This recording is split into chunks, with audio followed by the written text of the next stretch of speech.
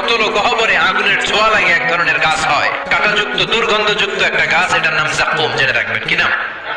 জাক্কুম। বিষ্ণু বললেন তিরমিজির বর্ণনায়, জাক্কুমের একটা টুকরা যদি আল্লাহ দুনিয়াতে ফেলে, পুরো দুনিয়াটা দুর্গন্ধে সয়লাব হয়ে যাবে। পুরো দুনিয়ার মানুষগুলো জাক্কুমের গন্ধে ওই জায়গায় শেষ, পুরো দুনিয়াটা নষ্ট হয়ে যাবে। ওই কাঁটাযুক্ত জাক্কুম তাদেরকে দেয়া হবে, ক্ষুধার চোটে জাক্কুমই খাইতে শুরু করবে। আহা, খেতেও পারবে না, গিলতেও পারবে না। এবার কয় পানি দাও। জাহান্নামীদের জন্য 4 ধরনের ঝর্ণা আছে।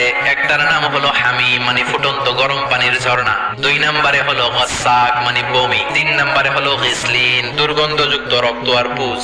4 নম্বরে হচ্ছে মোহল, পোড়া তেল। খা, দাও দাও করে এগুলো থেকে আগুন জ্বলবে, তৃষ্ণার চোটে এগুলোই খেতে চাইবে। এগুলোর পেয়ালা যখন মুখের সামনে আসবে, এগুলোর উত্তাপে গালের গোশত, চোখের গোশত, কপালের গোশত গুলো ঝলসে ঝলসে পানির মধ্যে পড়ে যাবে। তৃষ্ণার চোটে না পেরে ওইটাই গিলবে, যেখান দিয়ে বেরোবে কেটে ছিঁড়ে শেষ হয়ে যাবে। দিস ইজ জাহান্নাম। আমরা জাহান্নাম থেকে পানাহ চাই।